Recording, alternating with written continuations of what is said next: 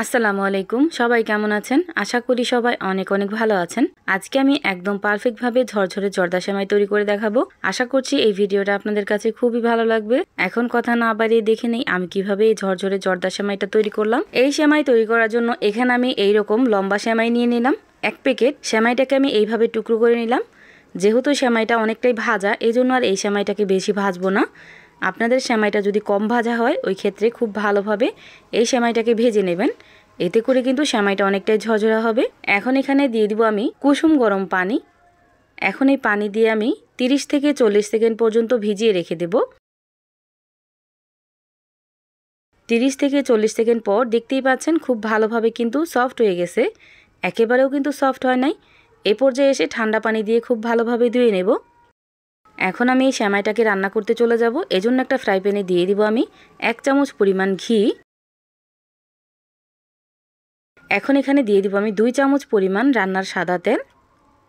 এখন এই ঘি আর তেলটাকে খুব ভালোভাবে মিশিয়ে নিব। দিয়ে দিব কিছুটা পরিমাণ গোটা গরম মশলা। এখন এই গোটা গরম মশলাটাকে প্রায় 30 থেকে 40 সেকেন্ড পর্যন্ত খুব ভালোভাবে ভেজে নেব। ভাজা হয়ে গেলে এখানে আমি দিয়ে দিব কিশমিশ, কাজু বাদাম। এখন এই বাদামগুলোকে কিছুক্ষণ ভেজে নেব। কিছুটা ভাজা হলে এই বাদাম আর কিশমিশ থেকে খুব ভালো একটা ফ্লেভার আসবে, এজন্য কিছুক্ষণ ভেজে নেবেন। বেশি ভাজতে যাবেন না, আবার পুড়ে যাবে। দিয়ে দিলাম হাফ কাপ পরিমাণ চিনি। চিনি দিয়ে 2 চামচ পরিমাণ দিয়ে দিলাম পানি। এখন এই পানিটা দিয়ে খুব ভালোভাবে চিনিটাকে গলিয়ে নিতে হবে। 3 থেকে 4টা খুরমা ভালো করে ধুয়ে আমি কিউব করে কেটে দিয়ে দিলাম। এখন এখানে দিয়ে দিব 1/3 কাপ পরিমাণ কোরানো নারকেল। নারকেলটা আমি পরবর্তীতে আবার ব্যবহার করব। এখন কিছুটা দিয়ে দিলাম।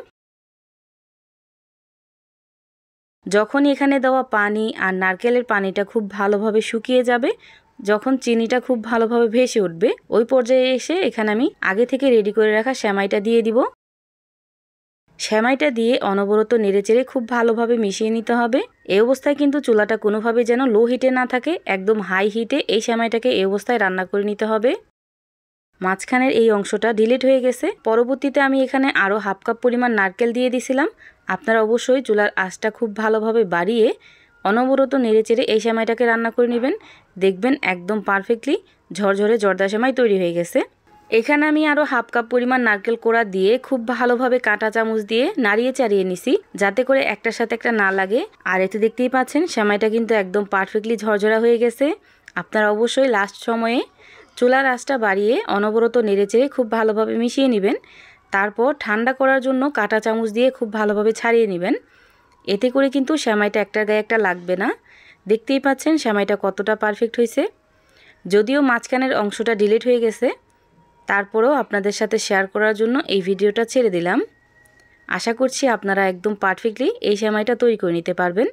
ভিডিওটা আপনাদের কাছে কেমন লাগছে অবশ্যই কমেন্ট করে জানাবেন। সবাই ভালো থাকবেন, সুস্থ থাকবেন। আল্লাহ হাফেজ।